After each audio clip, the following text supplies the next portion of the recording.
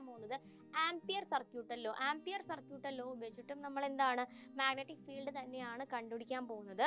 പക്ഷെ ഇവിടെ എന്താണ് കൂടുതലും സിമെട്രിക് ആയിട്ടുള്ള ആ ഒരു ഷേപ്പ് സ്വീകരിക്കുന്ന ആ ഒരു കണ്ടക്ടേഴ്സ്. ഓക്കെ, അതായത് ഒരു കണ്ടക്ടറിന് ചുറ്റും നമുക്ക് സിമെട്രിക്കൽ ആയിട്ടുള്ള ഒരു റീജിയൻ ഉണ്ടെങ്കിൽ അവിടെ നമുക്ക് എന്ത് അപ്ലൈ ചെയ്യാം? ആംപിയർ സർക്യൂട്ടൽ ലോ അപ്ലൈ ചെയ്യാം. അവിടെ നമുക്ക് എന്ത് ചെയ്യാം? ഒരു ആംപീരിയൻ ലൂപ്പ് കൺസിഡർ ചെയ്തിട്ട് അവിടുത്തെ മാഗ്നറ്റിക് ഫീൽഡ് നമുക്ക് കണ്ടുപിടിക്കാം. സിമെട്രിക് സർഫസസിനാണ് കൂടുതലും നമ്മൾ എന്ത് അപ്ലൈ ചെയ്യുന്നത്? ആംപിയർ സർക്യൂട്ടൽ ലോ അപ്ലൈ ചെയ്യുന്നത്. It states that line integral of magnetic field around a closed path in free space. Okay, free സ്പേസിൽ എന്താണ് അവിടുത്തെ നമ്മൾ ലൈൻ ഇന്റഗ്രൽ എടുക്കുകയാണ്. Line integral of magnetic field around a closed path. Okay, magnetic ഫീൽഡിന്റെ line integral എവിടെയാണ് നമ്മൾ എടുക്കുന്നത്? Free സ്പേസിലുള്ള ക്ലോസ്ഡ് പാത്തിൽ. അത് എന്തിന് ഈക്വൽ ആയിരിക്കും? μ0 times total charge enclose. Total charge ഇവിടെ കൊടുക്കാത്തത് കൊണ്ട് ഒരു സ്മോൾ ചാർജ് ഐ എന്ന് പറയുന്ന ഒരു ചാർജ് എടുത്തിരിക്കുന്നതുകൊണ്ടാണ് സിഗ്മ എന്ന് കൊടുത്തിരിക്കുന്നത്. Summation of the small charge I. Okay, അല്ലെങ്കിൽ നമുക്ക് അതിനെ എങ്ങനെ എഴുതാം?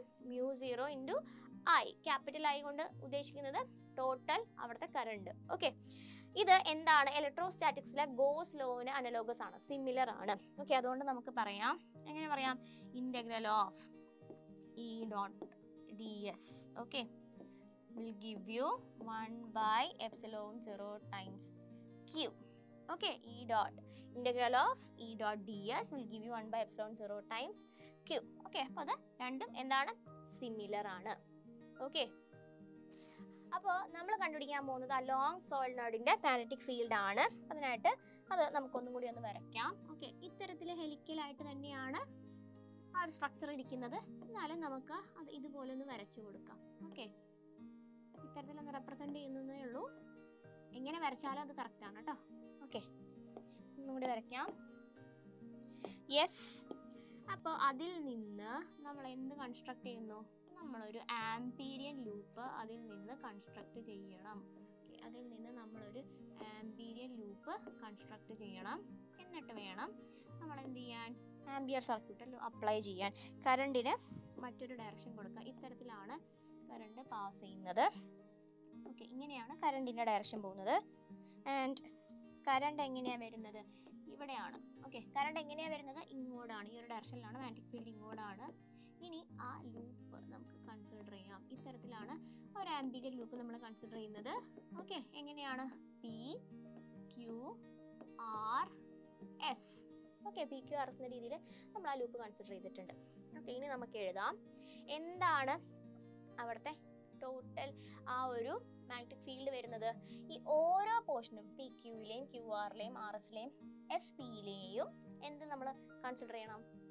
ആ ഓരോ സൈഡിലും അവർക്ക് ഉണ്ടാവുന്ന മാഗ്നറ്റിക് ഫീൽഡ് നമ്മൾ കൺസിഡർ ചെയ്യണം. അതിൻ്റെ ടോട്ടൽ ആയിരിക്കണം ടോട്ടൽ മാഗ്നറ്റിക് ഫീൽഡ് എന്ന് വരുന്നത്. ഓക്കെ, അപ്പോൾ നമുക്ക് എങ്ങനെ എഴുതാം?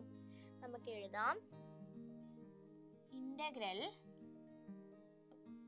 P to Q B dot D L plus integral Q to R B dot D L plus integral R to S B dot dl plus integral S to P R to S Q to R integral S to P B dot dl is equal to എന്താ വരുന്നത്?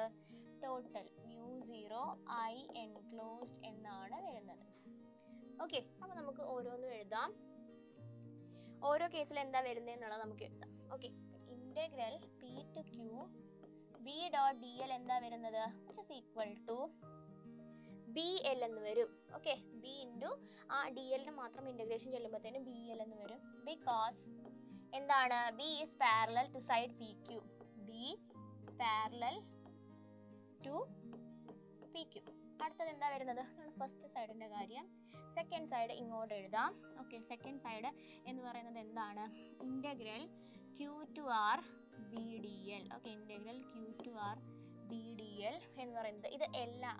ഒരു കാര്യം കൂടി ചേർത്തോട്ടെ, ഇത് എല്ലാണ് കേട്ടോ. ഇത് എല്ലാണ്, ഇത് B ആണ്. ഓക്കെ, അങ്ങനെയാണ് പി ക്യൂലെ small element d l integrate ചെയ്തപ്പോഴത്തേനും എൽ എന്ന് വന്നിരിക്കുന്നത്. Okay, in Q to R B D l is equal to എന്ത് തന്നെയാണ്? Q to R BDL is going to be equal to S to P. S to P BDL. കാരണം എന്താണ്? രണ്ടിലും 0 ആണ്. കാരണം B perpendicular to എന്താണ്? QR. അതുപോലെ തന്നെ B perpendicular to SP. Okay, അതാണ് റീസൺ. ഇനി എന്താ വരുന്നത്? B perpendicular to SP. Okay, SP. ഇനി നമുക്ക് അവിടെ എഴുതാം. ലാസ്റ്റ് ഒരു സൈഡും കൂടി ഉണ്ടല്ലോ. എന്താണ് നമ്മൾ എഴുതാനുള്ളത്? PQ എഴുതി, RQ എഴുതി, പിന്നെ PS എഴുതി. ഇനി നമുക്കുള്ളത് ഇവിടെ സെക്കൻഡ് കേസും തേർഡ് കേസും വന്നിട്ടുണ്ട്. ഓക്കെ, സെക്കൻഡ് സൈഡ് അതുപോലെ തന്നെ തേർഡ് സൈഡും ഇവിടെ ഇൻക്ലൂഡഡ് ആണ്. ഇനി ഫോർത്ത് സൈഡ് എന്ന് പറയുന്നത് എന്താണ്? ഇന്റഗ്രൽ. ഇതേ ഓർഡറിലൊന്നും എടുക്കണം എന്നില്ല, നമ്മൾ 0 ആയത് ഒരുമിച്ച് എഴുതിയെന്നേ ഉള്ളൂ. അവിടെ ആ ഒരു മാഗ്നറ്റിക് ഫീൽഡിന്റെ വാല്യൂ തരുന്നത് ആദ്യം എഴുതി. പിന്നെ ഇനി എന്താ വരാൻ പോകുന്നത്? ഇനി എന്ന് പറയുന്നത് ഒരു ഡിഫറെൻ്റ് ആയിട്ടുള്ള കേസാണ്. R to S B dot DL എന്ന് പറയുന്നത് എന്താണ്? പാരലൽ ആണെങ്കിൽ കൂടി ഗിവ് 0 ബിക്കോസ് എന്താണ്? SR is outside the solenoid. SR is outside the solenoid. അതുകൊണ്ട് തന്നെ നമുക്ക് പറയാം B is equal to 0 ആണ്. അപ്പോൾ ഓരോ സൈഡും ഈ ഒരു ആംപിയർ ലൂപ്പിലെ ഓരോ പാർട്ട് ബൈ പാർട്ടായിട്ട് എന്താണ് അത് മാഗ്നറ്റിക് ഫീൽഡിലേക്ക് കോൺട്രിബ്യൂട്ട് ചെയ്യുന്നത് നമ്മൾ കണ്ടു. ഓക്കെ, അപ്പോൾ ഫസ്റ്റ് ഇക്വേഷനിലേക്ക് നമുക്ക് ആ ഒരു കോൺട്രിബ്യൂഷൻ കൊടുക്കാം. ആ ഒരു first side P to Q മാത്രമാണ് അവിടെ കോൺട്രിബ്യൂട്ട് ചെയ്യുന്നത്. ഓക്കെ, അപ്പോൾ അതും കൂടി ഇൻക്ലൂഡ് ചെയ്തിട്ട് ഈ ഒരു ഫസ്റ്റ് ഇക്വേഷൻ നമുക്ക് എഴുതാം. ഓക്കെ, അപ്പോൾ എന്താ വരുന്നത്? BL is equal to mu 0 I enclosed. Okay, എന്നാൽ I enclosed എന്ന് പറയുന്നത് എന്താണ്? I enclosed എന്ന് പറയുന്നത് NL ആണ്. ഓക്കെ, NL എന്ന് വെച്ചാൽ എന്താണ്? Total number of turns that carries current. Okay, അതായത് എത്രമാത്രം ടേൺസ് ആണോ അവിടെ കറണ്ടിനെ ക്യാരി ചെയ്യുന്നത്. Total number of turns that carry current. Okay, അപ്പോൾ NLI എന്ന് നമുക്ക് എഴുതാം. അങ്ങനെ ആകുമ്പോഴത്തേനും ഈ ഒരു ഇത് ഫസ്റ്റ് ഇക്വേഷനിലേക്ക്, ഫസ്റ്റ് ഇക്വേഷൻ എന്ന് ഉദ്ദേശിച്ചത് BL is equal to mu 0 I enclosed എന്ന് പറയുന്ന ഇക്വേഷനിലേക്ക് സബ്സ്റ്റിറ്റ്യൂട്ട് ചെയ്യാം. ഓക്കെ, അപ്പോൾ നമുക്ക് എങ്ങനെ എഴുതാം? BL is equal to mu 0 NLI. So എല്ലാം കട്ടായി പോകുന്നു. We can write B is equal to mu 0 NI. Okay, ഇതാണ് magnetic field of A long solenoid. ഇനി at one end of a solenoid,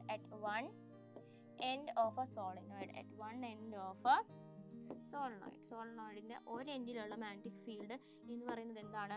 B is equal to mu 0 NI by 2. B is equal to mu 0 NI by 2.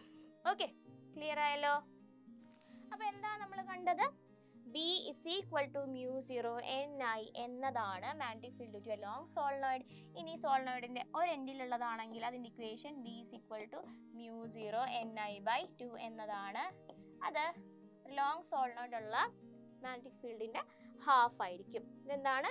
At one end of solenoid, at one end. Okay, അതാണ് B is equal to mu 0 NI by 2 എന്ന് പറയുന്നത്. Okay, അടുത്തതായിട്ട് solenoid base ചെയ്തൊരു problem ആണ് തന്നിരിക്കുന്നത്. The number of turns on a 20 cm long solenoid 250. Okay, total number of turns തന്നിട്ടുണ്ട് 250. 5 ampere current is pass through it. Calculate the magnetic induction on the axis of solenoid. സോളിനോയിഡിന്റെ ആക്സിസിലുള്ള magnetic induction calculate ചെയ്യാനാണ് പറഞ്ഞിരിക്കുന്നത്. Okay, അപ്പോൾ ആദ്യം തന്നെ നമുക്ക് എന്ത് ചെയ്യണം? Number of turns per unit length കണ്ടുപിടിക്കണം. N by L. So that is going to be 250 divided by 20 centimeter ആണ് ലെങ്ത്. അതിനൊന്ന് കൺവേർട്ട് ചെയ്തിട്ട് നമുക്ക് 20 into 10 raised to minus 2 metre എന്ന് എഴുതാം. So 20 into 10 raised to minus 2. ഇനി സിംപ്ലിഫൈ ചെയ്ത് കഴിയുമ്പോഴത്തേനും നമുക്ക് കിട്ടും 1250 എന്ന് കിട്ടും. ഇനി കറണ്ട് എത്രയാണ്? 5 ആംപിയർ ആണ്.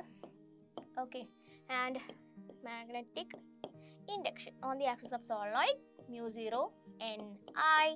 So which gives you 4 pi into 10 raised to minus 7 into എന്താ ഇനി കൊടുക്കാനുള്ളത്? I 5. Okay, and into I കൊടുത്തു, n കൂടി കൊടുക്കാണ്ട് 1250 which gives you സിംപ്ലിഫൈ ചെയ്ത് കഴിയുമ്പോഴത്തേനും we get 7.85 into 10 raised to -3 Tesla. Okay, clear ആണല്ലോ? സിമ്പിൾ ആയിട്ടുള്ള സബ്സ്റ്റിറ്റ്യൂഷൻ ആയിരുന്നു. അടുത്തതായിട്ട് സോളിനോയിഡിൽ നിന്ന് ഒരു ക്വസ്റ്റ്യൻ ആണ്. A solenoid of 20 cm length has 1000 number of turns.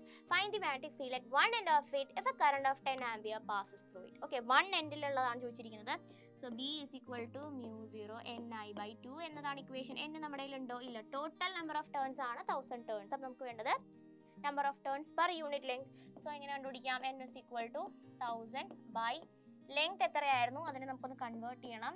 Length എന്ന് പറയുന്നത് 20 സെന്റിമീറ്റർ ആണ്, which is going to be 20 into 10 raised to -2 metre. So 20 into 10 raised to -2. Okay, അതിനെ എങ്ങനെ എക്സ്പ്രസ് ചെയ്യാം നമുക്ക്? ഇവിടെ express it as 1000 into 10 square by 20. So that gives you 5000. Okay, 5000 turns ആണ് കിട്ടുന്നത്. ഇനി അതിന് ഇക്വേഷനിലേക്ക് സബ്സ്റ്റിറ്റ്യൂട്ട് ചെയ്ത് കഴിയുമ്പോഴത്തേനും equal to 4π into 10 raised to -7 into 5000 into 10 divided by എന്താ വരുന്നത്? 2. Okay, divided by 2. സോ ഇതിനൊന്ന് സിംപ്ലിഫൈ ചെയ്ത് കഴിയുമ്പോഴത്തേനും നമുക്ക് ആൻസർ കിട്ടും 3.14 into 10 raised to -2 Tesla. Okay, എങ്ങനെയാണ് ഈ ഒരു ന്യൂമറിക്കൽ ചെയ്യേണ്ടത് എന്നുള്ളത് ക്ലിയർ ആയല്ലോ? അടുത്തതായിട്ട് നമ്മൾ നോക്കാൻ പോകുന്നത് രണ്ട് പാരലൽ ആയിട്ട് പ്ലേസ് ചെയ്തിരിക്കുന്ന കണ്ടക്ടേഴ്സ്. ഓക്കെ, രണ്ട് സ്ട്രെയിറ്റ് കണ്ടക്ടേഴ്സ് ആണ്. അവർ പാരലൽ ആയിട്ടാണ് വെച്ചിരിക്കുന്നത്. ഓക്കെ, ആൻഡ് അവരുടെ സെപ്പറേഷൻ ഡിസ്റ്റൻസ് എന്ന് പറയുന്നത് D എന്ന് പറയുന്ന ഒരു സെപ്പറേഷൻ ഡിസ്റ്റൻസ് അവർക്കിടയിൽ ഉണ്ട് എന്ന് കരുതുക. ഓക്കെ, ഇതുപോലെ നിങ്ങൾക്ക് കാണാം A and B are two infinitely long conductors placed parallel to each other. ഇനി എന്താ പറഞ്ഞിരിക്കുന്നത്? Let the current through A and B be I1 and I2 respectively. A യിലൂടെയുള്ള കറണ്ട് I1 ഉം B യിലൂടെയുള്ള കറണ്ട് I2 ഉം ആണെന്ന് കരുതുക. Okay, എന്താ നമ്മളിവിടെ കണ്ടുപിടിക്കാൻ പോകുന്നത്? ഇവർക്കിടയിലുള്ള ഫോഴ്സ് എത്രയാണെന്നാണ് കണ്ടുപിടിക്കാൻ പോകുന്നത്. ഇതിൽ നിന്ന് ഒരു കാര്യം നിങ്ങൾക്ക് മനസ്സിലാക്കാം. എന്തെന്നാൽ A കാരണം ബിയിൽ എന്തുണ്ട്? ഒരു മാഗ്നറ്റിക് ഫീൽഡ് അനുഭവപ്പെടുന്നുണ്ട്. അതെത്രയാണെന്ന് നമുക്ക് ആദ്യം എഴുതാം. ആ ഒരു മാഗ്നറ്റിക് ഫീൽഡിൽ നിന്ന് നമുക്ക് ഫോഴ്സിന്റെ ഇക്വേഷനിലേക്ക് എഴുതാം. ഓക്കെ, നോക്കാം. യെസ്, അപ്പൊ നമ്മൾ ആദ്യം എഴുതാൻ പോകുന്നത് ബി ആണ്. ഓക്കെ, എന്താണ്? B experiences a magnetic field due to current in A. എന്താണ്? ബി എന്ന് പറയുന്ന കണ്ടക്ടറിൽ എയിലെ കറണ്ട് കാരണം ഒരു മാഗ്നറ്റിക് ഫീൽഡ് എക്സ്പീരിയൻസ് ചെയ്യുന്നുണ്ട്. അത് നമുക്ക് എഴുതാം. B is equal to straight conductors ആണ് അല്ലേ? അപ്പൊ സ്ട്രെയിറ്റ് കണ്ടക്ടേഴ്സിൽ നമുക്ക് എങ്ങനെ എഴുതാം? mu0 I1 by 2π d. Okay, സാധാരണ സ്ട്രെയിറ്റ് കണ്ടക്ടറിന്റെ അതേ ഇക്വേഷൻ തന്നെയാണ്. ഇവിടെ എന്ത് കാരണമാണ് ഈ ബിയിലുള്ളത് I1 എന്ന് എഴുതിയേക്കണത്? എയിലെ I1 എന്ന കറണ്ട് കാരണമാണ് ബിയിൽ ഈ ഒരു മാഗ്നറ്റിക് ഫീൽഡ് എക്സ്പീരിയൻസ് ചെയ്യപ്പെടുന്നത്. അപ്പോൾ B is equal to mu0 I1 by 2π d. Okay, ഈ മാഗ്നറ്റിക് ഫീൽഡ് കാരണം ബിയിൽ എന്താണ്? ഒരു ഫോഴ്സ് എക്സ്പീരിയൻസ് ചെയ്യുന്നുണ്ട് അല്ലേ? അപ്പോൾ നമുക്ക് എഴുതാം ഫോഴ്സ് എക്സ്പീരിയൻസ്ഡ് ബൈ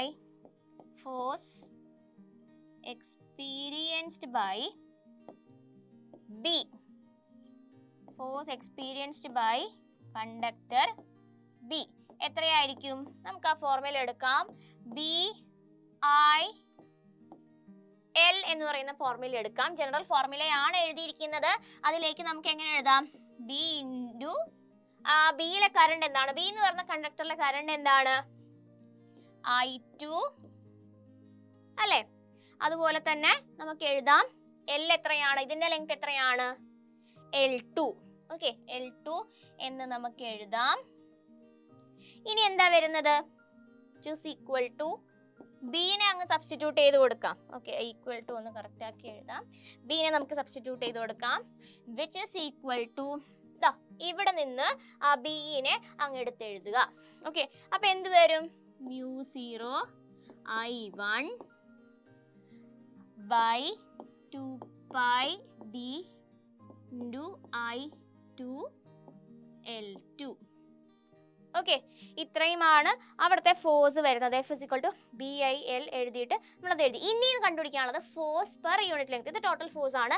ഒരു യൂണിറ്റ് ലെങ്ത്തിൽ ഈ ബി എന്ന് പറയുന്ന L2 ലെങ്ത്തുള്ള കണ്ടക്ടറിൽ ഒരു യൂണിറ്റ് ലെങ്ത്തിൽ എത്ര ഫോഴ്സ് ആണ് എന്നുള്ളതാണ് നമുക്ക് കണ്ടുപിടിക്കാനുള്ളത്. നോക്കിയാലോ. അപ്പോൾ ഇതിന്റെ എക്സ്പ്രഷൻ നമുക്ക് എഴുതാം. ഫോഴ്സ് പെർ യൂണിറ്റ് ലെങ്ത് നമുക്ക് എങ്ങനെ എഴുതാം?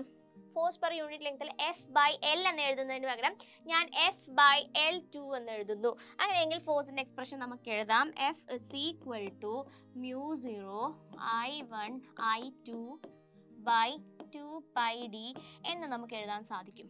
കാരണം എന്താണ്? പെർ L2 ആണ്. അതുകൊണ്ട് ഇവിടുത്തെ L2ഉം എന്തായി പോകുന്നു? ക്യാൻസൽ ആയി പോകുന്നു. അപ്പോൾ ഫോഴ്സ് പെർ യൂണിറ്റ് ലെങ്ത്തിന് ഞാൻ എങ്ങനെ എഴുതി?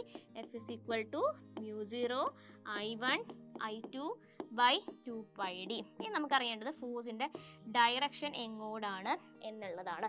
ഓക്കെ, അപ്പോൾ ബിയിൽ എക്സ്പീരിയൻസ് ചെയ്യുന്ന ഫോഴ്സിന്റെ ഡയറക്ഷൻ എങ്ങോട്ടായിരിക്കും? അതിനായിട്ട് നമുക്ക് എന്ത് പറയാം? ഫ്ലെമിങ്സ് ലെഫ്റ്റ് ഹാൻഡ് റൂൾ പറയാം. ഫ്ലെമിങ്സ് ലെഫ്റ്റ് ഹാൻഡ് റൂൾ അനുസരിച്ച് നമ്മൾ നമ്മുടെ ലെഫ്റ്റ് ഹാൻഡിൻ്റെ തമ്പ്, മിഡിൽ ഫിംഗർ, അതുപോലെ തന്നെ ഫോർ ഫിംഗർ നമ്മളിങ്ങനെ തുറന്നു പിടിക്കുന്നു. അതിന് അവർ മ്യൂച്വലി പെർപെൻഡിക്കുലർ ആണ് എന്നുണ്ടെങ്കിൽ നമുക്ക് പറയാം എന്താണ്? ഇതിനകത്ത് മിഡിൽ ഫിംഗർ ഇൻഡിക്കേറ്റ് ചെയ്യുന്നത് കറണ്ടിനെയും അതുപോലെ തന്നെ നമ്മുടെ ഫോർ ഫിംഗർ ഇൻഡിക്കേറ്റ് ചെയ്യുന്നത് മാഗ്നറ്റിക് ഫീൽഡിനെയാണ്. അങ്ങനെയെങ്കിൽ തമ്പ് കാണിച്ചു തരുന്നത് എന്തിനെയായിരിക്കും? ഫോഴ്സിന്റെ ഡയറക്ഷൻ ആയിരിക്കും. ഓക്കെ, നമുക്കത് ഇവിടെ ഒന്ന് പിടിച്ചു നോക്കാം. എങ്ങനെയാണ്? ബിന്റെ ഡയറക്ഷൻ അങ്ങോട്ടാണ്. അപ്പോൾ ഫോഴ്സ് എങ്ങോട്ടാണ്? എന്റെ ടുവേർഡ്സ്. ഓക്കെ, അപ്പോൾ ബിയിൽ നിന്നുള്ള ഫോഴ്സ് എന്റെ ടുവേർഡ്സ് ആണെങ്കിൽ നമുക്ക് പറയാം അതൊരു അട്രാക്റ്റീവ് ഫോഴ്സ് ആണ്. ഇൻ ജനറൽ നമുക്ക് പറയാം കറണ്ടിന്റെ ഡയറക്ഷൻ രണ്ട് കണ്ടക്ടറിൽ കൂടിയും സെയിം ആണെന്നുണ്ടെങ്കിൽ അവിടെ എങ്ങനെയായിരിക്കും? ഫോഴ്സ് അട്രാക്റ്റീവ് ആണ്. ഓക്കെ, അതുപോലെ തന്നെ കറണ്ടിന്റെ ഡയറക്ഷൻ ഡിഫറെൻ്റ് ആണെങ്കിൽ, രണ്ട് കണ്ടക്ടേഴ്സിലെയും കറണ്ടിന്റെ ഡയറക്ഷൻ ഡിഫറെൻ്റ് ആണെങ്കിൽ അവിടെ എന്താണ്? അവിടെ റിപ്പൾസീവ് ആയിട്ടുള്ള ഫോഴ്സ് ആണ്. ഓക്കെ, ജസ്റ്റ് അതൊന്ന് മാർക്ക് ചെയ്യാം. When currents are in the same direction the force is attractive. If the currents are in the opposite direction the force is repulsive. Okay, അപ്പോൾ അതിൽ നിന്ന് നമുക്ക് ഇനി ചെയ്യാനുള്ളത് ആംപിയറിന്റെ ഡെഫിനിഷൻ ഇതിൽ നിന്ന് നമുക്കൊന്ന് മനസ്സിലാക്കാം. ഓക്കെ, അപ്പോൾ നോക്കിക്കേ, രണ്ട് ഇൻഫൈനറ്റ്ലി ലോങ് ആയിട്ടുള്ള കണ്ടക്ടേഴ്സ് ആണ്. അവരുടെ ക്രോസ് സെക്ഷൻ ഏരിയ ഒരുപാട് തിക്നെസ് ഉണ്ടോ? ഇതിന് ഇല്ല, ചെറിയ തിക്നെസ് ആണ് അല്ലെ. അവരുടെ ക്രോസ് സെക്ഷൻ ഏരിയ വളരെ കുറവാണ്. അവരൊരു സെപ്പറേഷൻ ഡിസ്റ്റൻസ് ഉണ്ട്. അവർ ഏത് ഡിസ്റ്റൻസിലാണ് സെപ്പറേറ്റഡ്? 1 മീറ്റർ എന്ന് പറയുന്ന ആ ഒരു ഡിസ്റ്റൻസിലാണ് ഇവരെ സെപ്പറേറ്റ് ചെയ്ത് വെച്ചിരിക്കുന്നത്. അതുപോലെ തന്നെ ഇവരെവിടെയാണ് പ്ലേസ് ചെയ്തിരിക്കുന്നത്? എയറിൽ അല്ലെങ്കിൽ വാക്വത്തിലാണ് ഇവരെ പ്ലേസ് ചെയ്തിരിക്കുന്നത് എന്ന് നമുക്ക് പറയാം. ഓക്കെ, അങ്ങനെയെങ്കിൽ ഇവര് എക്സ്പീരിയൻസ് ചെയ്യുന്ന ഫോഴ്സ്, ആ ഒരു ഫോഴ്സ് എന്താണ്? രണ്ടും അങ്ങോട്ടും ഇങ്ങോട്ടുമാണ് അല്ലെ. ഈ ആരോസ് ഇവിടെ കാണാം.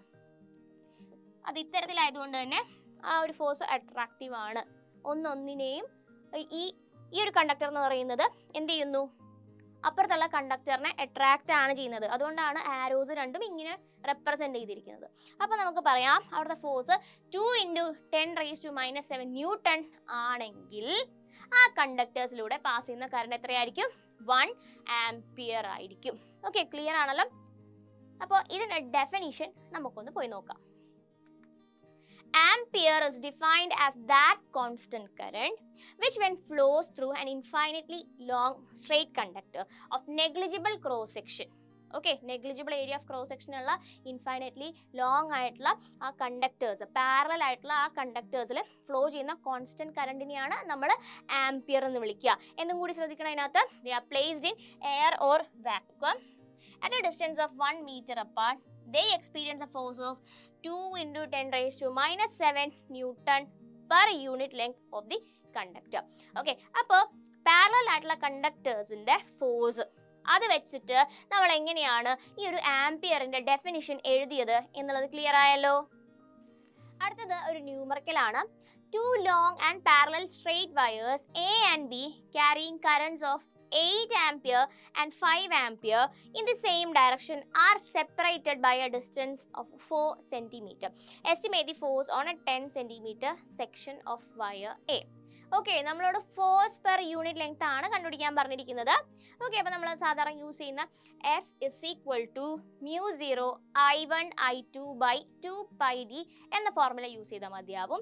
Estimate the force on 10 centimetre section എന്ന് ഉദ്ദേശിച്ചിരിക്കുന്നത് ആ ഒരു യൂണിറ്റ് ലെങ്ത്തിലുള്ളത്, അതായത് അവിടുത്തെ ഫോഴ്സ് പെർ യൂണിറ്റ് ലെങ്ത് ആണ് ചോദിച്ചിരിക്കുന്നത്. അത് തന്നെയാണ് ഈ ഫോർമുലയിലൂടെ നമ്മൾ കണ്ടുപിടിക്കാൻ പോകുന്നത്. ഓക്കെ, അപ്പോൾ ഓരോന്നായിട്ട് നമുക്ക് എഴുതാം. അതൊന്ന് ജസ്റ്റ് നമുക്കൊന്ന് വരയ്ക്കാം. എന്താണ് അവിടുത്തെ കണ്ടക്ടേഴ്സ്? A and B ഇതാണ് എന്ന് കരുതുക. ഓക്കെ, പിന്നെ എന്താണുള്ളത് അവിടെ? കറൻസ് ഉണ്ട്. I1 എന്ന് പറയുന്നത് 8 ആംപിയറും I2 എന്ന് പറയുന്നത് 5 ആംപിയറുമാണ്. അതുപോലെ തന്നെ അവർക്കിടയിലുള്ള ഒരു സെപ്പറേഷൻ ഡിസ്റ്റൻസ് എത്രയാണ്? 4 സെൻറ്റിമീറ്റർ ആണ്. 4 സെൻറ്റിമീറ്റർ എന്ന് പറയുമ്പോഴത്തേനും അതിനെ നമുക്ക് കൺവേർട്ട് ചെയ്ത് 4 × 10⁻² മീറ്റർ എന്ന് എഴുതാം. ഇനി എന്താണ്? ഫോർമുലയിലേക്ക് നമുക്കതിനെ സബ്സ്റ്റിറ്റ്യൂട്ട് ചെയ്യാം. F = μ0 I1 I2 / 2πd. Okay, അപ്പോൾ നമുക്ക് എഴുതാം 4π × 10⁻⁷ into 8 into 5 by 2 into 3.14 into pi എന്നായാലും നിങ്ങൾക്ക് ഇടാം. 3.14 എന്നിട്ടില്ലെങ്കിലും പൈ എന്ന് നിങ്ങൾക്ക് ഇടാം. into 4 into 10⁻². Okay, direct substitution ആണ് ഇതിൻ്റെ ആൻസർ. അപ്പോൾ നമുക്ക് എഴുതാം F = ഇതിനെ ഒന്ന് സിംപ്ലിഫൈ ചെയ്ത് കഴിയുമ്പോൾ നിങ്ങൾക്ക് കിട്ടും F = 2 × 10⁻⁵ newton. Okay, 2 × 10⁻⁵ newton. Okay, ഇപ്പോൾ ഈ ഒരു ന്യൂമറിക്കൽ എങ്ങനെയാണ് ചെയ്തത് എന്നുള്ളത് ക്ലിയർ ആയല്ലോ. അടുത്തത് നമ്മൾ നോക്കാൻ പോകുന്നത് ഒരു കറണ്ട് ലൂപ്പിലുള്ള ഫോഴ്സ് ആണ്. ഓക്കെ, അപ്പോൾ പല കണ്ടക്ടേഴ്സ്, സ്ട്രെയിറ്റ് കണ്ടക്ടർ ആവട്ടെ അല്ലെങ്കിൽ ലൂപ്പ് ആവട്ടെ, അതിനുള്ള മാഗ്നറ്റിക് ഫീൽഡ് ഫോഴ്സും ഒക്കെ നമ്മൾ പഠിച്ചു. ഇനി നമ്മൾ നോക്കാൻ പോകുന്നത് ഒരു കറണ്ട് ലൂപ്പിലുള്ള ഫോഴ്സ് ആണ്. അതിൽ നിന്ന് നമ്മൾ മാഗ്നറ്റിക് ഡൈപോളിന്റെ എക്സ്പ്രഷനിലേക്കാണ് പോകാൻ പോകുന്നത്. ഓക്കെ, അപ്പോൾ എന്താ ഇവിടെ തന്നിരിക്കുന്നത്? ഇവിടെ തന്നിരിക്കുന്നത് ഒരു റെക്ടാങ്കുലർ കോയിലാണ്. PQRS എന്നുള്ളത് ഒരു റെക്ടാങ്കുലർ കോയിലാണ്. അത് പ്ലേസ് ചെയ്തിരിക്കുന്നത് നോർത്ത് ആൻഡ് സൗത്ത് പോളുകൾക്കിടയിലാണ്. ഓക്കെ, അപ്പോൾ നമ്മളിവിടെ കണ്ടുപിടിക്കാൻ പോകുന്നത് ടോർക്കാണ് കേട്ടോ. ആ ഒരു ഫോഴ്സിലേക്ക് എത്തിക്കാനായിട്ട് ആ ഒരു കറണ്ട് ലൂപ്പിലെ ടോർക്കാണ് നമ്മൾ കണ്ടുപിടിക്കാൻ പോകുന്നത്. മാഗ്നറ്റിക് ഫീൽഡ് എത്തരത്തിലാണെന്നാണ് പറഞ്ഞിരിക്കുന്നത്? മാഗ്നറ്റിക് ഫീൽഡ് യൂണിഫോം ആണെന്നാണ് പറഞ്ഞിരിക്കുന്നത്. ഓക്കെ, അപ്പോൾ എങ്ങനെയാണ് ആ കോയിലിൻ്റെ ആ ഒരു ഡയറക്ഷൻ എന്ന് പറയുന്നത്? കോയിലിൻ്റെ ആ ഒരു നെയിമിംഗ് PQRS ആണ്. അതിൽ കറണ്ട് ഫ്ലോ ചെയ്യുന്ന ഡയറക്ഷൻ എങ്ങനെയാണ്? ഇത്തരത്തിൽ പിയിൽ നിന്ന് എസ് വരെയാണ് കറണ്ട് ഫ്ലോ ചെയ്യുന്നത്. ഓക്കെ, അടുത്തത് അപ്പോൾ ആ ഒരു rectangular loop PQRS uniform magnetic ഫീൽഡിൽ പ്ലേസ് ചെയ്തിരിക്കുന്നു എന്ന് പറഞ്ഞു. അതിൻ്റെ പ്ലെയിൻ എങ്ങനെയാണ്? ഫീൽഡിന് പാരലൽ ആണ്. ഇത്തരത്തിലാണ് ഫീൽഡ് പോകുന്നത്. ഓക്കെ, അതിന് എങ്ങനെയാണ് പ്ലേസ് ചെയ്തിരിക്കുന്നത്? അതിന് പാരലൽ ആയിട്ട്. ഓക്കെ, പെർപെൻഡിക്കുലർ എന്ന് പറയുമ്പോൾ ഇത്തരത്തിലായിരിക്കും, പാരലൽ എന്ന് പറയുമ്പോൾ അതേ ഡയറക്ഷനിൽ. ഫീൽഡ് ഇങ്ങനെയാണ് ഫീൽഡ് പോകുന്നതെങ്കിൽ ഫീൽഡിന്റെ അതേ ഡയറക്ഷനിലാണ് ആ ഒരു ലൂപ്പ് പ്ലേസ് ചെയ്തിരിക്കുന്നത്. ഓക്കെ, അപ്പോൾ ഒരു കറണ്ട് അതിലൂടെ ഫ്ലോ ചെയ്യുന്നു എന്ന് കരുതുക. ഇനി അവിടെ ഓരോ പാർട്ടിലും അത് കാരണം എന്തൊക്കെയാണ് കോൺട്രിബ്യൂട്ട് ചെയ്യുന്നത് എന്ന് നമുക്ക് നോക്കാം. അപ്പോൾ sides QR and PS will experience no force. നോക്കിക്കേ, ഈ ഒരു സൈഡുകൾ QR-ഉം PS-ഉം ഫോഴ്സ് ഒന്നും തന്നെ എക്സ്പീരിയൻസ് ചെയ്യുന്നില്ല. കാരണം എന്താണ്? അവര് ഈ ഒരു ഫീൽഡിന് പാരലൽ ആയിട്ടാണ് വന്നിരിക്കുന്നത്. ഓക്കെ, പാരലൽ ആയിട്ട് എന്ന് പറയുമ്പോൾ നമുക്ക് എന്ത് പറയാം? അവിടെ ഫോഴ്സ് ഇല്ല. ഓക്കെ, അതുപോലെ തന്നെ നെക്സ്റ്റ് സൈഡ് വരാൻ പോകുന്നത് PQ-ഉം SR-ഉം ആണ്. ഓക്കെ, PQ-നും SR-നും എന്തുണ്ട്? അവർക്ക് അവിടെ ഒരു ഫോഴ്സ് എക്സ്പീരിയൻസ് ചെയ്യാൻ പറ്റും. കാരണം എന്താണ്? അവരൊരു പ്രത്യേക ആംഗിള് എന്തുമായിട്ട് മേക്ക് ചെയ്യുന്നുണ്ട്? നമ്മുടെ മാഗ്നറ്റിക് ഫീൽഡുമായിട്ട് മേക്ക് ചെയ്യുന്നുണ്ട്. അവർ പെർപെൻഡിക്കുലർ ആണ്. ഓക്കെ, അപ്പോൾ അവിടുത്തെ തീറ്റ 90 ഡിഗ്രി ആണെന്ന് നമുക്ക് പറയാം. ഓക്കെ, അപ്പോൾ ഇവിടെ നമ്മൾ പറഞ്ഞു QR and PS എന്ന് പറയുന്നത് എന്ത് എക്സ്പീരിയൻസ് ചെയ്യുന്നില്ല? ഫോഴ്സ് ഒന്നും തന്നെ എക്സ്പീരിയൻസ് ചെയ്യുന്നില്ല. ഇനിയോ the sides PQ and SR will experience a force in opposite direction. Okay, രണ്ടിലും ഫോഴ്സ് എക്സ്പീരിയൻസ് ചെയ്യുന്നുണ്ട്, പക്ഷെ രണ്ടും എന്താണ്? ഓപ്പോസിറ്റ് ഡയറക്ഷനിലായിരിക്കും. Because they are conductors perpendicular to the magnetic field carrying currents in opposite direction. Okay, അവരുടെ എന്ത് മാത്രമേ വ്യത്യാസമുള്ളൂ? അവരുടെ ആ ഒരു ഫോഴ്സ് എന്ന് പറയുന്നത് ഓപ്പോസിറ്റ് ഡയറക്ഷനിലായിരിക്കും എന്നൊരു വ്യത്യാസം മാത്രമേ വരുന്നുള്ളൂ. ഓക്കെ, അപ്പോൾ ഇവിടെ നമുക്ക് ആ ഒരു ഫോഴ്സിന്റെ എക്സ്പ്രഷൻ എഴുതാം. ഓക്കെ, ഫോഴ്സിന്റെ എക്സ്പ്രഷൻ BIL എന്നാണ് വരുന്നത്. ആ ഒരു കോയിൽ എന്ന് പറയുന്നത് PQRS. ഓക്കെ, PQRS എന്ന് പറയുന്ന ആ ഒരു കോയിലാണ്. അതിന്റെ ലെങ്ത് എല്ലായതുകൊണ്ട് തന്നെ ഫോഴ്സ് നമുക്ക് BIL എന്ന് പറയാം. അതിന്റെ QR എന്ന് പറയുന്ന ആ ഒരു പാർട്ടിന്റെ ഡിസ്റ്റൻസ് പറയുന്നത് B ആണ്. അതുകൊണ്ട് തന്നെ നമുക്ക് എഴുതാം ഫോഴ്സ് BIL ആണ്. ടോർക്ക് എന്താണ്? Force into perpendicular distance. അപ്പോൾ നമുക്ക് എഴുതാം torque is equal to force into ആ ഒരു പെർപെൻഡിക്കുലർ ഡിസ്റ്റൻസ്. പെർപെൻഡിക്കുലർ ഡിസ്റ്റൻസ് എന്ന് പറയുന്നത് എത്ര? ബി ആണ്. അപ്പോൾ നമുക്ക് എങ്ങനെ എഴുതാം? BIA എന്നുള്ള രീതിക്ക് എഴുതാം.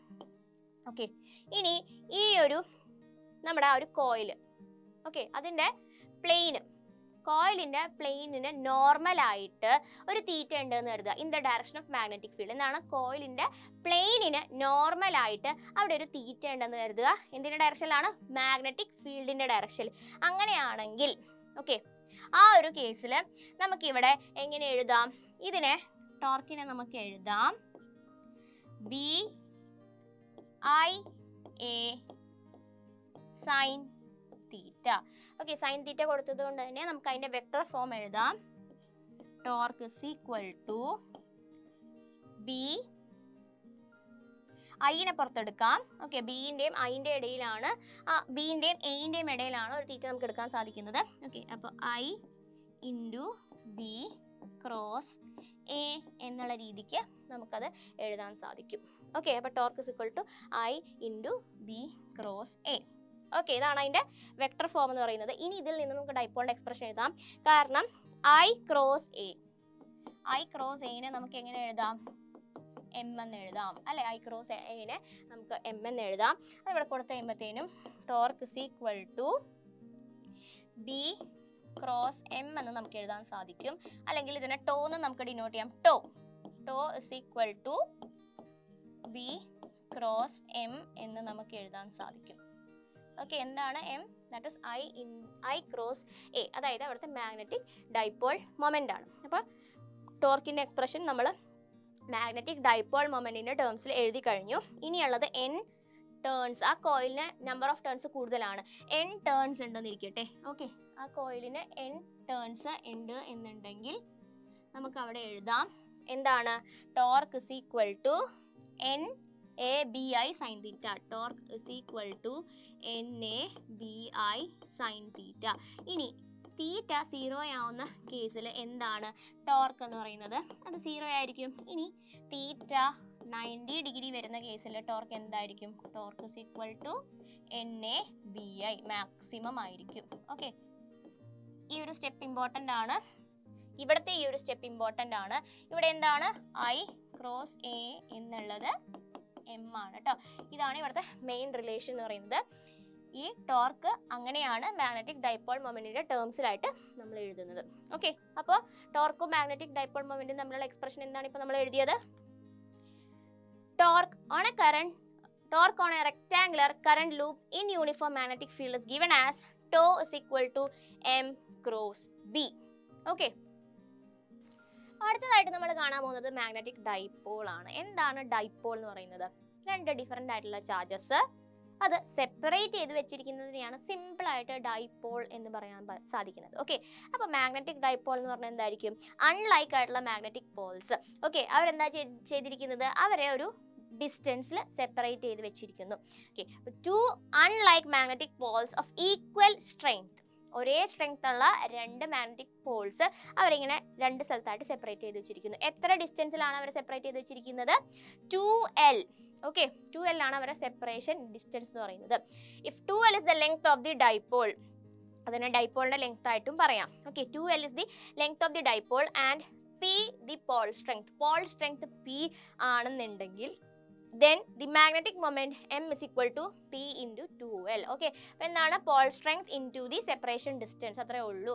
ആ ഒരു രണ്ട് അൺലൈക്ക് ചാർജസ് തമ്മിലുള്ള അവർ എത്ര ഡിസ്റ്റൻസിലാണ് സെപ്പറേറ്റ് ചെയ്ത് വെച്ചിരിക്കുന്നത് അത് ഇൻറ്റു അതിൻ്റെ പോൾ സ്ട്രെങ്ത്. ഓക്കെ, അപ്പോൾ M is equal to P into 2L എന്നതാണ് മാഗ്നറ്റിക് മൊമെന്റിന്റെ ഇക്വേഷൻ. ഓക്കെ, ഇലക്ട്രിക് ഡൈപോളിന്റെ കേസിലും ആ ഒരു ഡൈപോൾ മൊമെന്റിന്റെ കേസിലും നമ്മൾ ഇങ്ങനെ തന്നെയാണ് പറയാറ്. അതുപോലെ തന്നെയാണ് മാഗ്നറ്റിക് ഡൈപോൾ മൊമെന്റിന്റെ കേസിലും. ഓക്കെ, ഇനി മാഗ്നറ്റിക് ഡൈപോൾ മൊമെന്റ് എന്താണ്? വെക്റ്റർ ക്വാണ്ടിറ്റി ആണ്. ഓക്കെ, ഡയറക്ഷനെ ഡിപ്പെൻഡ് ചെയ്തിരിക്കുന്നു. അതൊരു വെക്റ്റർ ക്വാണ്ടിറ്റി ആണ്. ഡയറക്ഷൻ എവിടെ നിന്നാണ്? സൗത്ത് പോളിൽ നിന്ന് നോർത്ത് പോളിലേക്കായിരിക്കും ആ മാഗ്നറ്റിക് മൊമെന്റിന്റെ ഡയറക്ഷൻ എന്ന് പറയുന്നത്. ഓക്കെ, എന്താണ് മാഗ്നറ്റിക് ഡൈപോൾ മൊമെന്റ്? അതിന്റെ ഡയറക്ഷൻ നമ്മൾ മനസ്സിലാക്കി. അടുത്തത് അപ്പോൾ നമ്മൾ നോക്കാൻ പോകുന്നത് മാഗ്നറ്റിക് ഡൈപോൾ മൊമെന്റ്. ഈ ഒരു കറന്റ് ക്യാരിങ് ആയിട്ടുള്ള സർക്കുലർ ലൂപ്പിനെ എങ്ങനെ മാഗ്നറ്റിക് ഡൈപോൾ മൊമെന്റ് ആയിട്ട് പറയാം? സർക്കുലർ ലൂപ്പിനെ മാത്രമല്ല മറ്റു ലൂപ്പുകളെയും നമുക്ക് എന്ത് ചെയ്യാൻ സാധിക്കും, മാഗ്നറ്റിക് ഡൈപോൾ ആയിട്ട് പറയാൻ സാധിക്കും. അതെങ്ങനെയെന്ന് നമുക്ക് നോക്കാം. അതിനായിട്ട് നമ്മൾ പഠിച്ചിട്ടുള്ള ആ ഒരു സർക്കുലർ ലൂപ്പിന്റെ എക്സ്പ്രഷൻ ആണ് ഇവിടെ എഴുതിയിരിക്കുന്നത്. ഏത് കേസിലുള്ളതാണ്? ആക്സിയൽ ലൈനിൽ ഒരു പോയിന്റ് എടുത്തു കഴിഞ്ഞാൽ അവിടെയുള്ള എക്സ്പ്രഷൻ ആണ് നമ്മൾ ഇവിടെ എഴുതിയിരിക്കുന്നത്. μ0 IR²/2 × R² + D² raised to 3/2. Okay, അപ്പോൾ ആക്സിയൽ ലൈൻ എന്നുള്ളത് ഓർമ്മയുണ്ടല്ലോ. ആക്സിയൽ എന്ന് വെച്ചാൽ ഇത്തരത്തിൽ സെന്ററിലൂടെ പാസ് ചെയ്യുന്ന ലൈൻ. അതിൽ പി എന്ന് പറഞ്ഞ പോയിന്റിൽ അത് d ഡിസ്റ്റൻസിലായിരുന്നു. R ആയിരുന്നു അതിൻ്റെ റേഡിയസ്. അതിൻ്റെ എക്സ്പ്രഷൻ ആണ് ഇവിടെ തന്നിരിക്കുന്നത്. ഓക്കെ, ഈ കേസിൽ ഡി ആറിനേക്കാളും ഒരുപാട് വലുതാണെങ്കിൽ, ഡി ഗ്രേറ്റർ ദാൻ ആർ ആണെങ്കിൽ നമുക്ക് എഴുതാം ബി = μ0 IR²/2 × ആറിനെ നമുക്ക് എവിടെ നിന്ന് ഇഗ്നോർ ചെയ്യാം, താഴെ നിന്നൊന്ന് ഇഗ്നോർ ചെയ്യാം, അതായത് ഡിനോമിനേറ്ററിൽ നിന്ന് ഇഗ്നോർ ചെയ്യാം. എന്നിട്ട് raised to 3/2 എന്ന് എഴുതാം, which is equal to μ0 IR²/2 d³. ഇനി ഇതിൻ്റെ കൂട്ടത്തിൽ നമുക്ക് എന്ത് ചെയ്യാം, ഇതിനെ മാഗ്നറ്റിക് ഡൈപോൾ മൊമെൻറ്റിൻ്റെ ടേംസിലേക്ക് ആക്കാൻ ഒരു 2π and 2π കൊണ്ട് ഡിവൈഡ് ചെയ്യുകയും മൾട്ടിപ്ലൈ ചെയ്യുകയും ചെയ്യാം. Okay, into 2π × 2π. ഓക്കെ, അപ്പോൾ അതെന്തായിട്ട് മാറുന്നു, which is equal to μ0 πr², I ഉണ്ട് ഇവിടെ, I/2 × 2π, 2 × 2π 4π എന്നാക്കി എഴുതാം നമുക്ക്. Okay, into d³. ഇതിൽ നമുക്ക് അറിയാവുന്ന കാര്യം എന്താണ്, അത് ഇവിടെ ജസ്റ്റ് ഒന്ന് സൈഡിൽ എഴുതാം. πr² എന്ന് വെച്ചാൽ ഏരിയയാണ്. അതോടൊപ്പം നമുക്ക് കിട്ടുന്നു m = IA. അപ്പോൾ ബി നമുക്ക് കിട്ടുന്നു b = μ0 IA/4π d³. ഐനെ മാറ്റി m എന്ന് എഴുതാം. Magnetic dipole moment which is equal to μ0 m/2 ഉണ്ടായിരുന്നു അല്ലേ. ഇവിടെ 2 കൊടുക്കാൻ നമ്മൾ വിട്ടിട്ടുണ്ട്. ഇൻറ്റു 2 ഉണ്ട് ഇവിടെ, ഇവിടെയും 2 ഉണ്ട്, ഇവിടെയും 2 ഉണ്ട്, /4π d³. ഓക്കെ, അപ്പോൾ μ0/4π × 2m/d³ എന്ന് നമുക്ക് എഴുതാൻ സാധിക്കും. ഇതാണ് ഒരു മാഗ്നറ്റിക് ഡൈപോൾ മൊമെന്റിന്റെ ടേംസിൽ മാഗ്നറ്റിക് ഫീൽഡിന്റെ എക്സ്പ്രഷൻ. ഓക്കെ, അപ്പോൾ ഇതിന് എക്സാമ്പിൾ ആയിട്ട് നമുക്ക് എന്ത് പറയാം, എക്സാമ്പിൾ ആണ് ഒരു റിവോൾവിംഗ് ഇലക്ട്രോൺ. അതെന്തിന്റെ എക്സാമ്പിൾ ആണ്? It is an example of a dipole, an electron revolving around nucleus of an atom. ആറ്റത്തിന്റെ ന്യൂക്ലിയസിന് ചുറ്റും റിവോൾവ് ചെയ്യുന്ന ഇലക്ട്രോൺ ഒരു ഡൈപോളിന് എക്സാമ്പിൾ ആണ്. ഓക്കെ, അപ്പോൾ ബി എങ്ങനെ എഴുതിയിട്ടുണ്ട്, μ0/4π 2m/d³. ഓക്കെ, ഇനി ഇതിനെ നമുക്ക് ഈ ഒരു മാഗ്നറ്റിക് ഡൈപോൾ ആണെന്ന് പറഞ്ഞതിനെ നമുക്കൊന്ന് കമ്പയർ ചെയ്യാനുണ്ട്. ഓക്കെ, ആരുമായിട്ടാണ്? ഇലക്ട്രിക് ഡൈപോളുമായിട്ട്. നോക്കാം. അപ്പോൾ ഇലക്ട്രിക് ഫീൽഡിന്റെ ഇക്വേഷൻ ആണ്, എപ്പോഴുള്ള ഇലക്ട്രിക് ഫീൽഡിന്റെ ഇക്വേഷൻ ആണ്, ആക്സിയൽ ലൈൻ ആണ്. ആക്സിയൽ ലൈനിൽ ഡൈപോൾ ഉണ്ട്, അതിന്റെ സെൻട്രലിൽ നിന്ന് d ഡിസ്റ്റൻസിലാണ് ഇലക്ട്രിക് ഫീൽഡ്. ആ കേസിലുള്ള ഇക്വേഷൻ ആണ് 1/4πε0 2p/d³. ഇനി നമ്മുടെ മാഗ്നറ്റിക് ഫീൽഡിന്റെ എക്സ്പ്രഷൻ എന്തായിരുന്നു? In terms of magnetic dipole moment which is equal to μ0/4π 2m/d³. Similar ആയിട്ടുള്ള ഇക്വേഷൻസ് ആണ്. 1/4π മാറ്റി നിർത്തിയിട്ട് കമ്പയർ ചെയ്യാം. എന്തിന് സിമിലർ ആണ്? 1/ε0 എന്ന് പറയുന്നത് എന്തിന് സിമിലർ ആണ്? ഇവിടെ μ0ക്ക് സിമിലർ ആണ്. അതുപോലെ തന്നെ നമുക്ക് പറയാം പി എന്ന് പറയുന്നത് ഇലക്ട്രിക് ഡൈപോൾ മൊമെന്റ് എന്ന് പറയുന്നത് ഇവിടുത്തെ ഈ ടേബിൾ മാഗ്നറ്റിക് ഡൈപോൾ മൊമെന്റിന് സിമിലർ ആണ്. അതുപോലെ തന്നെ എന്താണ്, ഇവിടെ ഇലക്ട്രിക് ഫീൽഡും ഇവിടെ മാഗ്നറ്റിക് ഫീൽഡും. ഓക്കെ, അപ്പോൾ ഇതിൽ നിന്ന്, ഈ ഒരു കമ്പാരിസണിൽ നിന്ന് നമുക്ക് എന്ത് മനസ്സിലാക്കാം?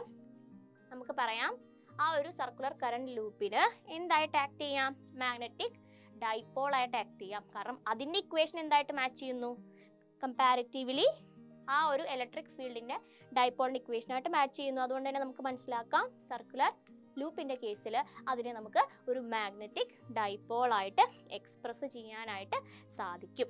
Okay, so this is similar to electric field due to electric dipole at a distance x from the center of a dipole on its axial line. Okay, അപ്പോൾ എന്താണ് പറഞ്ഞിരിക്കുന്നത്? മാഗ്നറ്റിക് ഫീൽഡിന്റെ എക്സ്പ്രഷൻ അത് എന്തിന് സിമിലർ ആണ്? ഡൈപോൾ കാരണം ഉണ്ടാവുന്ന electric ഫീൽഡിന്റെ ആ ഒരു എക്സ്പ്രഷൻ സിമിലർ ആണ്. അതുകൊണ്ട് തന്നെ നമുക്ക് എന്ത് പറയാം? ആ ഒരു സർക്കുലർ ലൂപ്പിന്റെ കേസിൽ അവിടുത്തെ സർക്കുലർ ലൂപ്പിന്റെ എക്സ്പ്രഷനിൽ നിന്ന് നമുക്ക് പറയാം അതിനെ ഒരു മാഗ്നറ്റിക് ഡൈപോൾ ആയിട്ട് എക്സ്പ്രസ് ചെയ്യാനായിട്ട് സാധിക്കും. അടുത്തത് നമ്മൾ നോക്കാൻ പോകുന്നത് കറന്റ് ക്യാരിങ് ലൂപ്പിന്റെ മാഗ്നറ്റിക് ഡൈപോൾ ആയിട്ട് നമുക്ക് അതിനെ എക്സ്പ്രസ് ചെയ്യാം. അതിന്റെ പൊളാരിറ്റി ആണ്. സിമ്പിൾ ആയിട്ടുള്ള ഒരു ടെക്നിക്കാണ്. എന്ത് ചെയ്താൽ മതി, അപ്പോൾ ഒരു ലൂപ്പ് നോക്കുക. ആ ലൂപ്പിന്റെ നമ്മൾ ഏതൊരു പാർട്ടിലൂടെയാണ് ഒബ്സർവ് ചെയ്യുന്നത്, അവിടുത്തെ കറണ്ടിന്റെ ഡയറക്ഷൻ നോക്കുക. ഇവിടെ നോക്കിക്കേ, ആന്റി ക്ലോക്ക് വൈസ് ഡയറക്ഷനിലാണ്. അതിൽ തന്നെ ക്ലൂ ഒളിഞ്ഞോടൊപ്പുണ്ട്. എങ്ങനെയാണ് ആന്റി ക്ലോക്ക് വൈസ് ഡയറക്ഷനിലാണ് കറണ്ട് പാസ് ചെയ്യുന്നതെങ്കിൽ ഇതിൽ നിന്ന് തന്നെ നിങ്ങൾക്ക് മനസ്സിലാക്കാം അത് നോർത്ത് പോൾ ആയിരിക്കും. ആന്റി ക്ലോക്ക് വൈസ് ആണെങ്കിൽ അവിടെ നോർത്ത് പോൾ ആയിരിക്കും. അപ്പൊ ഇനി ക്ലോക്ക് വൈസ് ആണെങ്കിലോ ആ ഒരു പോളിന്റെ പൊളാരിറ്റി എന്തായിരിക്കും, ആ ഒരു പാർട്ടിന്റെ പൊളാരിറ്റി ആന്റി ക്ലോക്ക് വൈസും ഉണ്ട് ക്ലോക്ക് വൈസും ഉണ്ട്. ആന്റി ക്ലോക്ക് വൈസ് ആണെങ്കിൽ അവിടെ ആ ഒരു ഫേസ് നോർത്ത് പോൾ ആയിരിക്കും. ക്ലോക്ക് വൈസ് ആണെങ്കിൽ ആ ഒരു ഫേസ് സൗത്ത് പോൾ ആയിരിക്കും.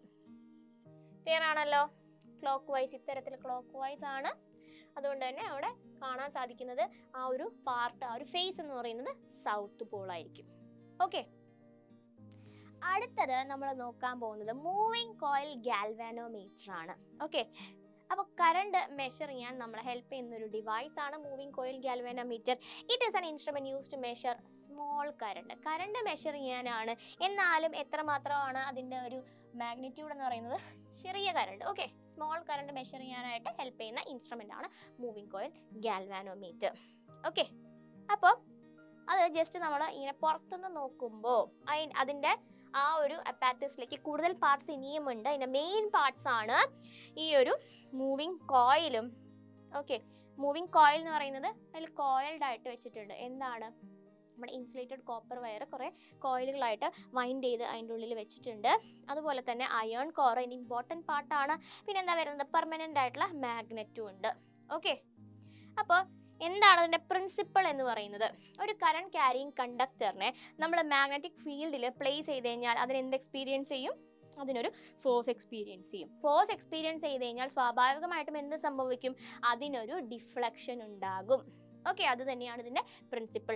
ഇനി ആ ഒരു ഡിഫ്ലക്ഷൻ എത്രമാത്രം കൂടുതലായിരിക്കും, എത്രമാത്രം കറണ്ട് ഉണ്ടോ അതിന് പ്രപ്പോർഷണൽ ആയിരിക്കും.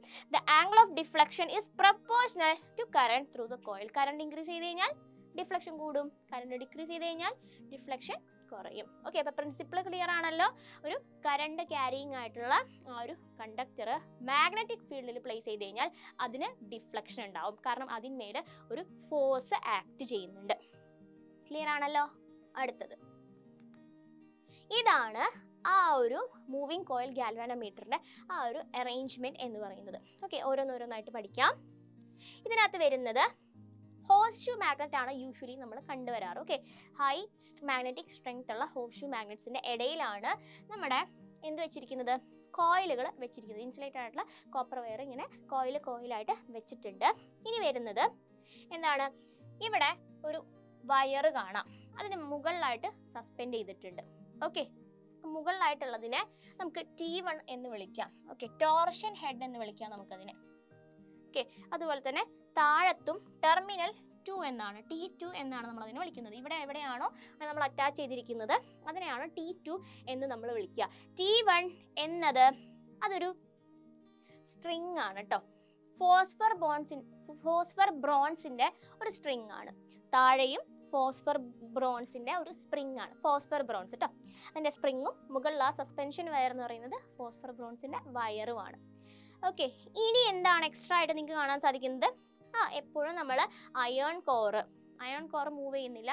അയേൺ കോർ എന്ത് ചെയ്യുന്നുണ്ട്, ആ കോയിലിന്റെ ഉള്ളിലേക്ക് ഇൻസേർട്ട് ചെയ്യുന്നുണ്ട്. എന്തിനാണ്, അവിടുത്തെ മാഗ്നറ്റിക് ഫീൽഡിനെ കോൺസെൻട്രേറ്റ് ചെയ്യിക്കാനായിട്ടാണ് നമ്മൾ എന്ത് യൂസ് ചെയ്യുന്നത്, ഇത്തരത്തിൽ ഒരു സോഫ്റ്റ് അയൺ കോർ അതിൻ്റെ ഉള്ളിലേക്ക് ഇൻസേർട്ട് ചെയ്ത് കൊടുക്കുന്നത്. ഇനി വരുന്നത് എന്താണ്, മിറർ ആണ്. ഈ ഡിഫ്ലക്ഷൻ നമുക്ക് കാണണ്ടേ, ഈ ഒരു കറണ്ട് മെഷർ ചെയ്യണമെങ്കിൽ, അതിനായിട്ടാണ് മിറർ അവിടെ എന്ത് ചെയ്തിരിക്കുന്നത്, മിറർ അവിടെ അറേഞ്ച് ചെയ്തിരിക്കുന്നത്. അപ്പോൾ ഇത്രയുമാണ് ഇതിൻ്റെ പാർട്സ് വരുന്നത്. ഇനിയോ ഇതിലുള്ള റീഡിങ് മിറർ വഴി നമുക്ക് കാണാൻ സാധിക്കും. അത് നമുക്ക് വായിക്കണ്ടേ, നമുക്കത് റെക്കോർഡ് ചെയ്യണ്ടേ, നോട്ട് ചെയ്യണ്ടേ, അതെന്ത് യൂസ് ചെയ്യണം, നമ്മൾ റീഡിങ് അറിയാനായിട്ട് ഒരു ലാമ്പും ഒരു സ്കെയിലും ഒക്കെ യൂസ് ചെയ്യാം. എങ്ങനെയാണ് ആ ഒരു ഡിഫ്ലക്ഷനിൽ നിന്ന് എത്രമാത്രം കറണ്ട് ഉണ്ട് എന്നുള്ളത് ഈ ഒരു അപ്പാരറ്റസ് കൊണ്ട് നമുക്ക് മനസ്സിലാക്കാൻ സാധിക്കുന്നത്. ക്ലിയർ ആണല്ലോ? ഇമ്പോർട്ടൻ്റ് ആയിട്ടുള്ള പാർട്സ് ആണ്. ഏതൊക്കെയാണ്, അവിടുത്തെ മാഗ്നറ്റും അതുപോലെ തന്നെ അയോൺ കോറും അവിടുത്തെ കോയിലും. ഓക്കെ, അപ്പൊ എന്തൊക്കെയാണ് മൂവിംഗ് കോയിൽ ഗാൽവാനോമീറ്ററിന്റെ പാർട്സ് എന്ന് പറയുന്നത്?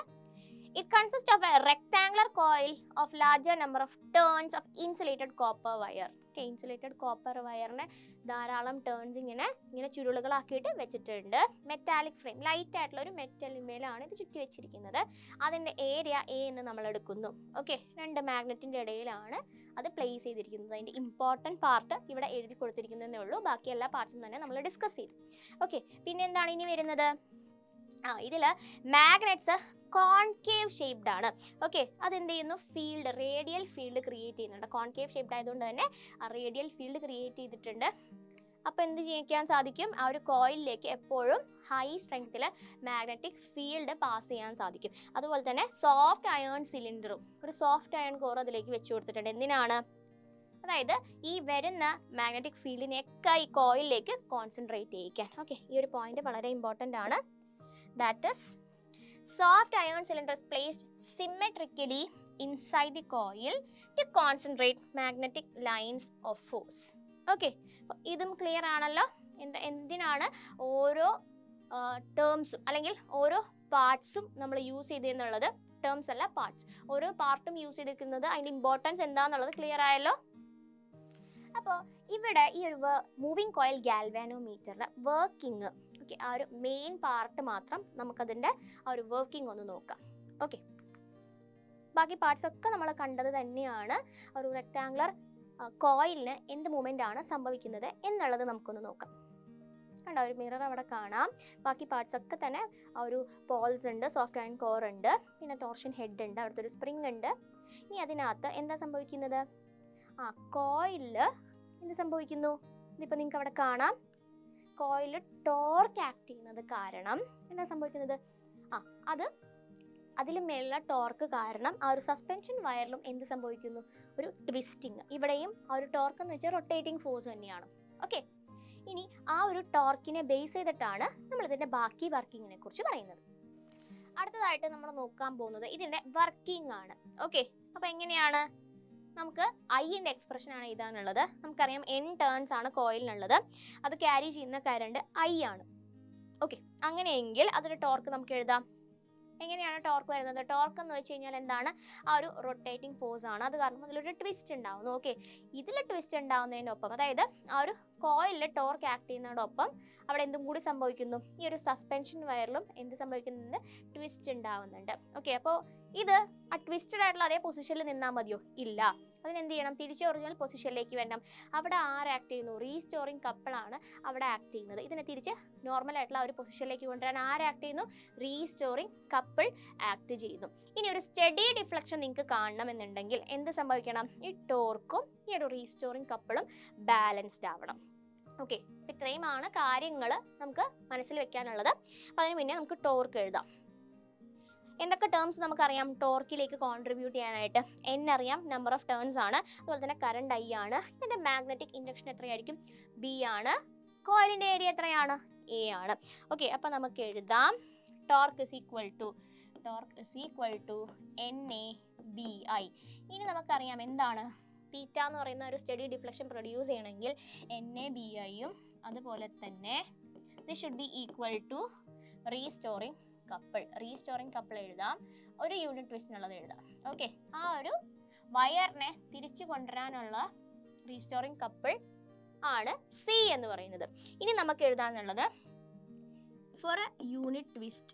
Okay, for a unit twist അല്ലെങ്കിൽ restoring couple for a unit twist നമുക്ക് എഴുതാം. For a unit twist restoring couple എത്രയായിരിക്കും?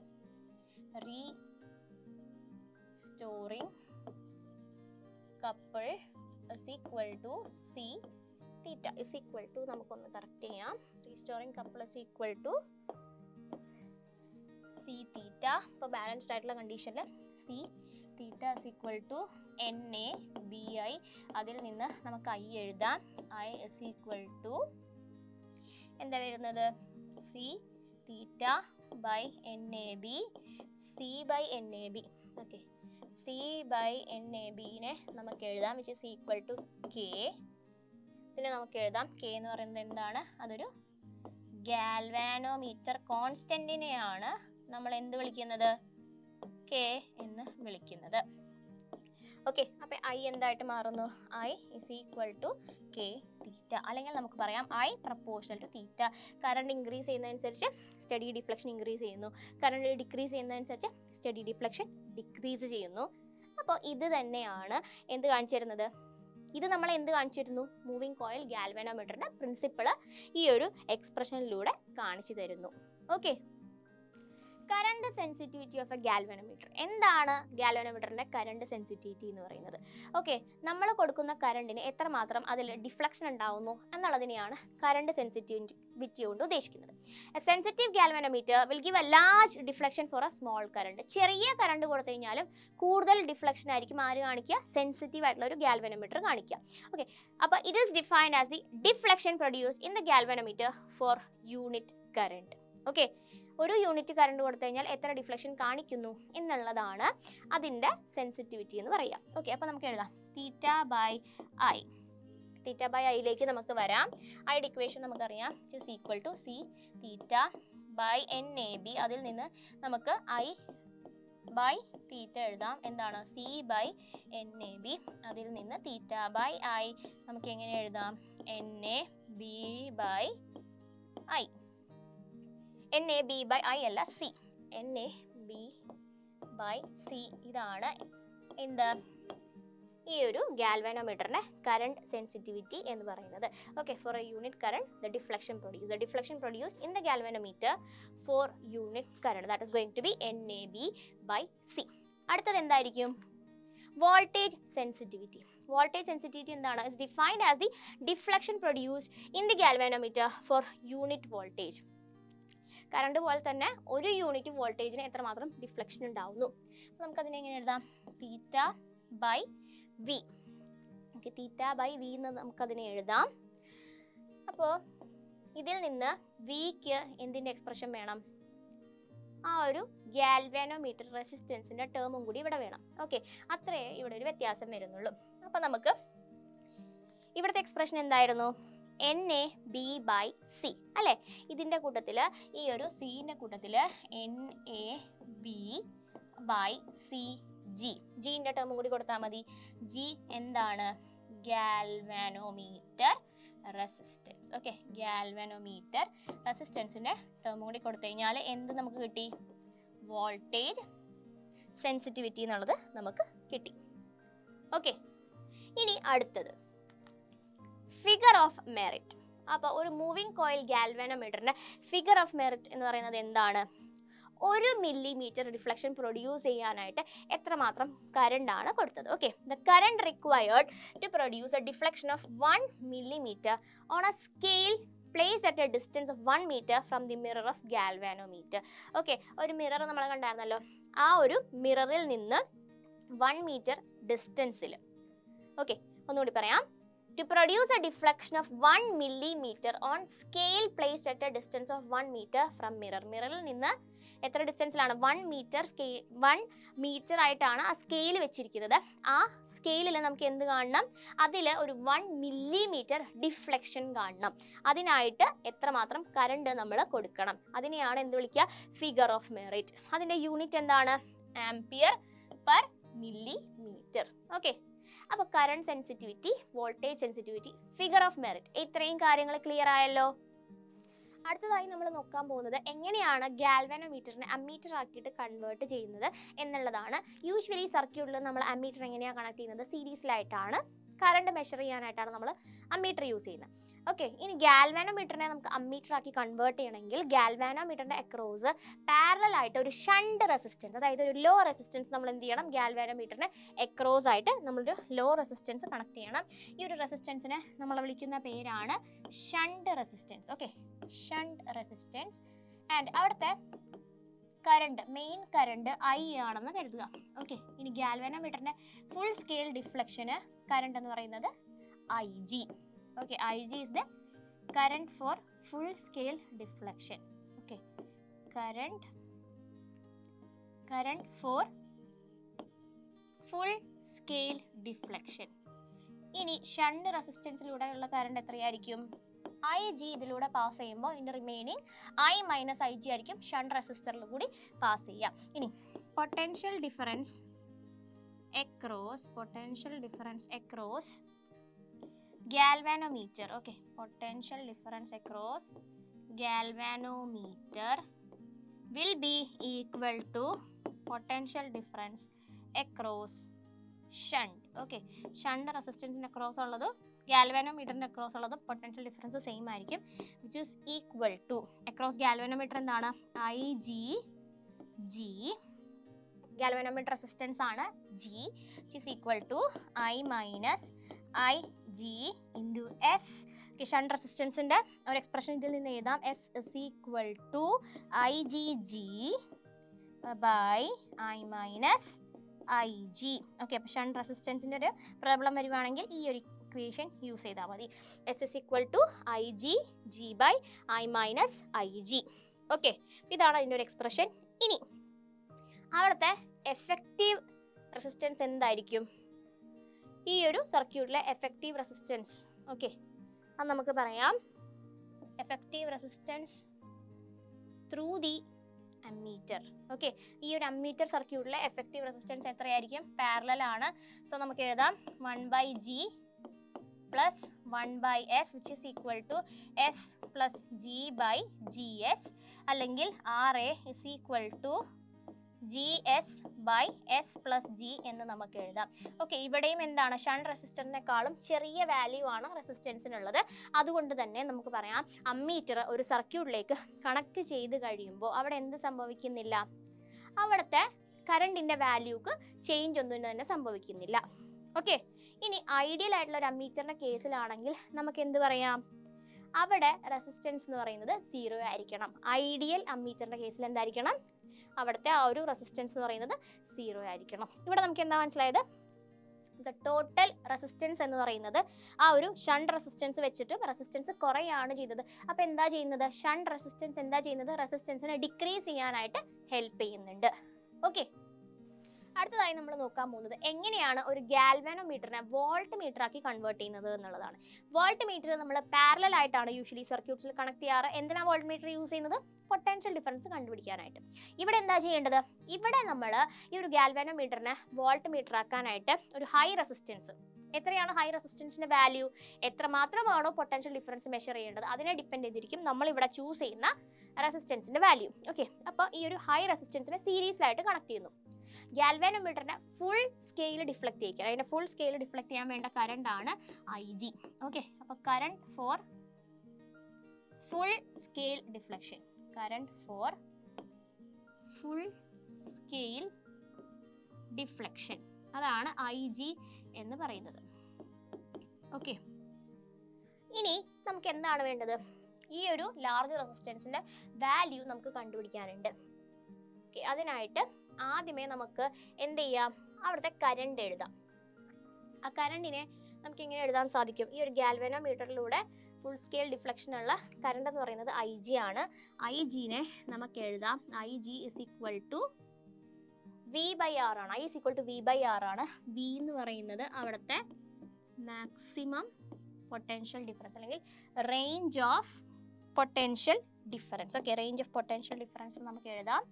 വി എന്ന് പറയുന്നത് maximum range of potential difference, maximum range of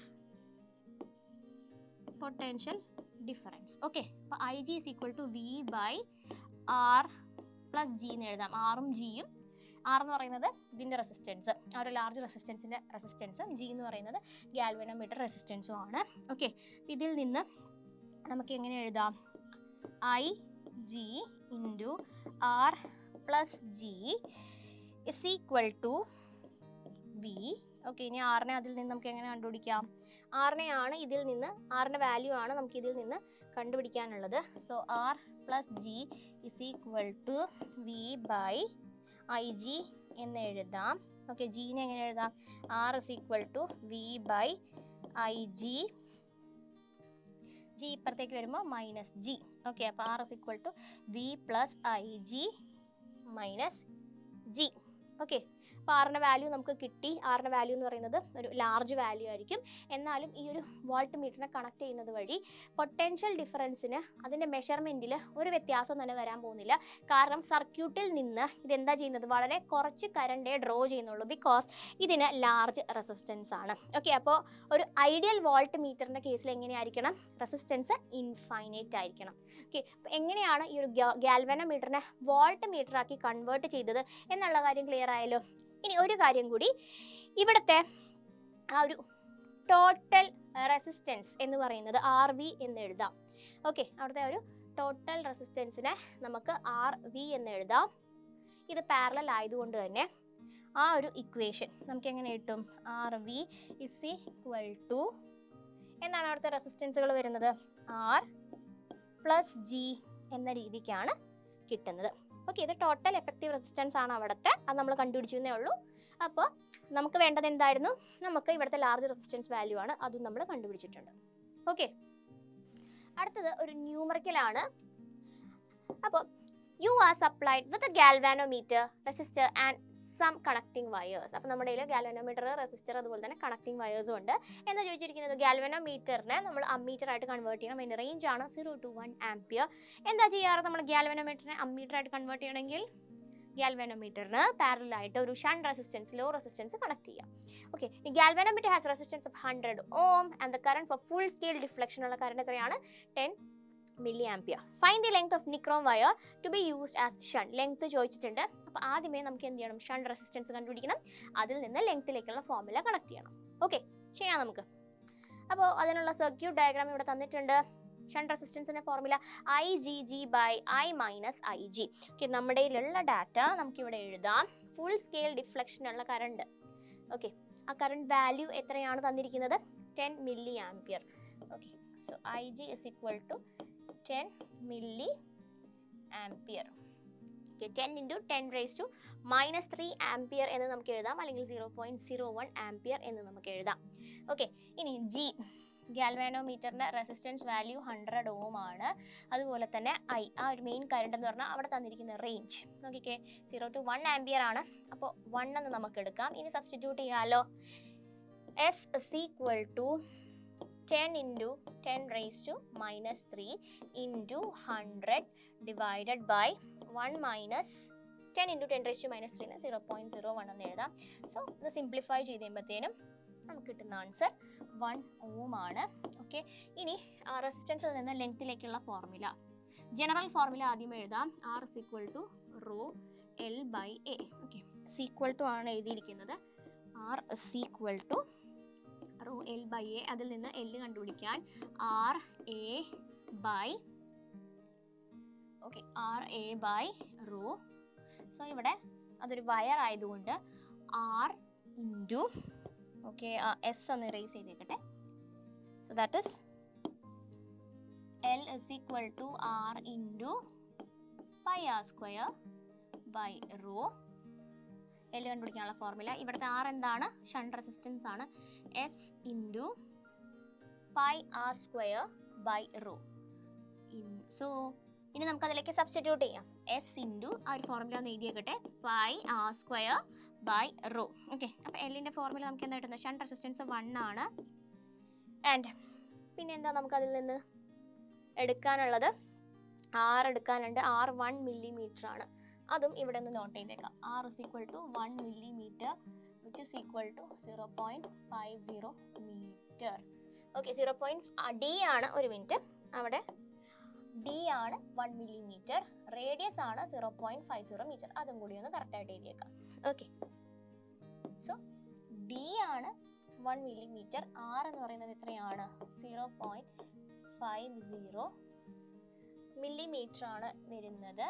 okay, അപ്പോൾ ഇതിനെ കൺവേർട്ട് ചെയ്തിട്ട് നമുക്ക് എഴുതാം. എത്രയെന്ന് എഴുതാം, 0.50 × 10⁻³ meter എന്ന് എഴുതാം. ഓക്കെ, ഇതിൻ്റെ സ്ക്വയർ എടുക്കണം. സ്ക്വയർ എടുത്തിട്ട് ഇവിടെ എഴുതാം. 1 × 3.14 × 0.50 × 10⁻³ the whole square divided by resistivity എത്രയാണ്, 1.1 × 10⁻⁻6 ohm meter. So 1.1 into 10⁻⁻6. Okay, ഇതിനെ ഒന്ന് സിംപ്ലിഫൈ ചെയ്ത് കഴിയുമ്പോഴത്തേനും നമുക്ക് ആൻസർ കിട്ടും 0.714 മീറ്റർ. നിങ്ങൾ എടുക്കുന്ന ഡെസിമൽ വാല്യൂ അനുസരിച്ച് ആ റൗണ്ട് ഓഫ് വാല്യൂ ചേഞ്ച് ആവും. Okay, so the length is equal to 0.714 metre. Okay, അടുത്തത് ഇതുമായിട്ട് ബേസ് ചെയ്ത്, അതായത് ആ ഒരു കൺവേർഷനായിട്ട് ബേസ് ചെയ്തിട്ടുള്ള ന്യൂമറിക്കൽ തന്നെയാണ്. നോക്കാം. The circuit diagram for verifying Ohm's law is given below. Ohm's law verify ആയിട്ടുള്ള സർക്യൂട്ട് കൊടുത്തിട്ടുണ്ട്. ഓക്കെ, അപ്പോൾ എന്താണ് ഓം നിയമം പരിശോധിക്കാനുള്ള സർക്യൂട്ടിന്റെ ചിത്രം നമുക്ക് ഇവിടെ കാണാം. Unknowingly a student unknowingly connects a galvanometer in the place of ammeter. അപ്പോൾ ഒരു കുട്ടി എന്താ ചെയ്യുന്നത്, അറിയാതെ അമ്മീറ്ററിന് പകരം ഒരു ഗാൽവാനോമീറ്റർ ഘടിപ്പിച്ചു. അമ്മീറ്ററിന് പകരം എന്താ ചെയ്തത്, ഒരു ഗാൽവാനോമീറ്റർ ആണ് ഘടിപ്പിച്ചിരിക്കുന്നത്. ഓക്കെ, അപ്പോൾ എന്താ സംഭവിക്കുന്നത്, ആ ഒരു കേസിൽ സർക്യൂട്ട് കണ്ടല്ലോ, റെസിസ്റ്റൻസ് ഉണ്ട്, അതിന് അക്രോസ് വോൾട്ട് മീറ്റർ ഉണ്ട്, അതുപോലെ തന്നെ അമ്മീറ്ററും ഉണ്ട്. ഈ ഒരു സർക്യൂട്ട് ഓംസ് ലോ വെരിഫൈ ചെയ്യാൻ കൊടുത്തതാണ്. എന്നാൽ എന്താ സംഭവിച്ചത്, ഇവിടെ അമ്മീറ്റർക്ക് പകരം ഗാൽവാനോമീറ്റർ കണക്ട് ചെയ്തിട്ടുണ്ട്. അപ്പോൾ എന്താ അവിടെ സംഭവിക്കുക, what will happen to the galvanometer? Answer simple ആണ്. ആ ഒരു ഓരോ കോമ്പണന്റിനും കണക്ട് ചെയ്യേണ്ടതായിട്ടുള്ള രീതിയുണ്ട്. അതിൽ കണക്ട് ചെയ്തിട്ടില്ലെങ്കിൽ എന്ത് സംഭവിക്കും, ഇറ്റ് ഗെറ്റ്സ് ഡാമേജ്. അപ്പോൾ ആൻസർ അതാണ്. എന്താണ്, ഇറ്റ് ബിക്കംസ് ഡാമേജ്. അത് ഡാമേജ്ഡ് ആവുന്നു. അതാണ് അതിൻ്റെ answer, it becomes damaged. Okay, ഇനി what modification has to be made in the galvanometer? We still want to use a galvanometer in place of the ammeter. Simple ആണ് കേട്ടോ ചോദ്യം. Ammeter ആണ് ആ കുട്ടിക്ക് അവിടെ വേണ്ടത്, ഗാൽവാനോമീറ്റർ അവിടെ ഉണ്ട്. എന്നാൽ അമ്മീറ്ററിന് ഫംഗ്ഷൻ അതിൽ നിന്ന് കിട്ടണം. എന്ത് ചെയ്താൽ മതി, ഗാൽവാനോമീറ്ററിനെ അമ്മീറ്റർ ആയിട്ട് കൺവേർട്ട് ചെയ്താൽ മതി. So connect a low resistance parallel to galvanometer. എന്ത് ചെയ്യുക, എന്താ ചോദിച്ചിരിക്കുന്നത്, ക്വസ്റ്റ്യൻ ക്ലിയർ ആയാലോ? അമ്മീറ്ററിന്റെ സ്ഥാനത്ത് ഗാൽവാനോമീറ്റർ തന്നെ അവന് വീണ്ടും ഉപയോഗിക്കണം. അങ്ങനെയെങ്കിൽ ഗാൽവാനോമീറ്ററിൽ എന്ത് മാറ്റം വരുത്തണം, കുറഞ്ഞ റെസിസ്റ്റൻസ് വാല്യൂ ഗാൽവാനോമീറ്ററിന് പാരലൽ ആയിട്ട് കണക്ട് ചെയ്യുക. സോ എന്താണ്, connect a shunt resistance. Okay, connect a shunt resistance, അതായത് low resistance parallel to the galvanometer. Okay, ഗാൽവാനോമീറ്ററിന് പാരലൽ ആയിട്ട് ഒരു low resistance shunt resistance connect ചെയ്യാം. ഓക്കെ, അടുത്ത ചോദ്യം.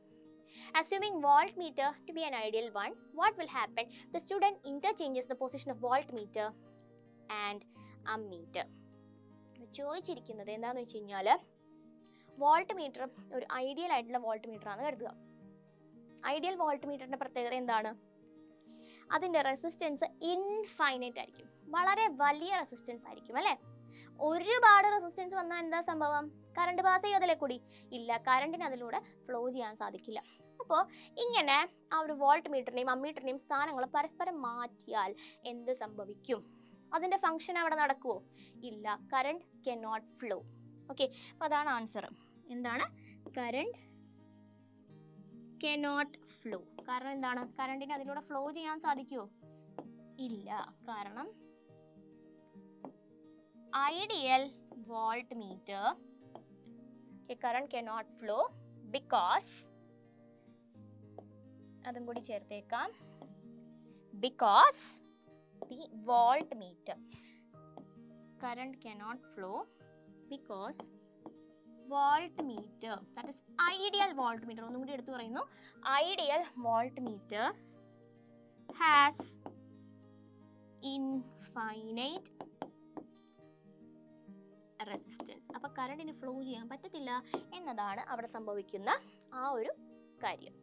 ഓക്കെ, ഈ ചാപ്റ്ററിലെ എല്ലാ ഇമ്പോർട്ടൻറ്റ് പോർഷൻസും തന്നെ നമ്മൾ ഡിസ്കസ് ചെയ്ത് കഴിഞ്ഞു. എന്തായിരുന്നു ഈ ചാപ്റ്ററിലൂടെ പ്രധാനമായിട്ട് നമ്മൾ മനസ്സിലാക്കിയത്? ഇലക്ട്രോ മാഗ്നറ്റിസം തന്നെയായിരുന്നു, മൂവിങ് ചാർജസും മാഗ്നറ്റിസവും തമ്മിലുള്ള റിലേഷൻ തന്നെയായിരുന്നു നമ്മൾ മനസ്സിലാക്കിയത്. പിന്നെ എന്തൊക്കെ കാര്യങ്ങൾ മനസ്സിലാക്കി? നമ്മൾ മാഗ്നറ്റിക് ഫീൽഡ് കണ്ടുപിടിക്കാനായിട്ടുള്ള കുറേ അധികം ലോസ്, ബയോട്ട് സവാർട്സ് ലോ, അതുപോലെ തന്നെ ആംപിയർ സർക്യൂട്ടർ ലോ, ഇതിൻ്റെ ആപ്ലിക്കേഷൻസ് ഒക്കെ തന്നെ നമ്മൾ ഈ ചാപ്റ്ററിലൂടെ ഡിസ്കസ് ചെയ്തു അല്ലേ. പിന്നെ നമ്മൾ എന്താ ഡിസ്കസ് ചെയ്തത്? നമ്മൾ പാരലൽ കണ്ടക്ടേഴ്സിൻ്റെ ഇടയിലുള്ള ഫോഴ്സ്, അതുപോലെ തന്നെ മാഗ്നറ്റിക് ഡൈപോൾ മൊമെൻറ്റ്, സർക്കുലർ ലൂപ്പിനെ എങ്ങനെ മാഗ്നറ്റിക് ഡൈപോൾ മൊമെൻ്റ് ആയിട്ട് നമുക്ക് എക്സ്പ്രസ് ചെയ്യാം, അതിനെ ഇലക്ട്രിക് ഫീൽഡുമായിട്ടുള്ള കമ്പാരിസൺ, ഇത്രയും കാര്യങ്ങൾ നമ്മൾ ഈ ചാപ്റ്ററിൽ ഡിസ്കസ് ചെയ്തു. പിന്നെ അതുമായിട്ട് റിലേറ്റ് ചെയ്ത ന്യൂമറിക്കൽസ് നമ്മൾ സോൾവ് ചെയ്തിട്ടുണ്ട്. പിന്നെയോ ലാസ്റ്റ് നമ്മൾ മൂവിങ് കോയിൻ ഗാൽവാനോമീറ്ററും അതുപോലെ തന്നെ ഗാൽവാനോമീറ്ററിനെ മീറ്ററായിട്ടും വോൾട്ട് മീറ്ററായിട്ടും എങ്ങനെ കൺവേർട്ട് ചെയ്യാം, ഇത്രയുമുള്ള ഇങ്ങനെയുള്ള കാര്യങ്ങൾ നമ്മൾ ഈ ചാപ്റ്ററിൽ ഡിസ്കസ് ചെയ്തിട്ടുണ്ട്. അപ്പോൾ ഇതിലെ എല്ലാ കാര്യവും തന്നെ നിങ്ങൾക്ക് എല്ലാവർക്കും മനസ്സിലായി എന്ന് വിശ്വസിക്കുന്നു. ഇനി ഡൗട്ട്സ് ഉണ്ടെങ്കിലോ നിങ്ങൾക്ക് കമൻറ്റ് സെക്ഷനിൽ ചോദിക്കാവുന്നതാണ്. ഈ ഒരു ചാപ്റ്ററിലകത്തെ ഈ ഒരു PPTയിലെ എല്ലാ സ്ലൈഡ്സും തന്നെ നമ്മൾ എക്സാം പോയിന്റ് ബേസ് ചെയ്ത് പ്രിപ്പയർ ചെയ്തിട്ടുള്ളതാണ്. അതോടൊപ്പം എക്സാം പോയിന്റിൽ എക്സാം ഓറിയൻറ്റഡ് ആയിട്ടുള്ള കുറേയധികം ക്വസ്റ്റ്യൻസ്, പ്രാക്ടീസ് ക്വസ്റ്റ്യൻസ് ഇതൊക്കെ നിങ്ങൾക്ക് അവൈലബിൾ ആണ്. അപ്പോൾ ഈ ചാപ്റ്ററിലെ എല്ലാ പോർഷനും നിങ്ങൾക്ക് ക്ലിയർ ആയി എന്ന് വിശ്വസിക്കുന്നു. അപ്പോൾ അടുത്ത ക്ലാസ്സിൽ അടുത്തൊരു ടോപ്പിക്കുമായിട്ട് കാണും വരെ ബൈ. Thank you.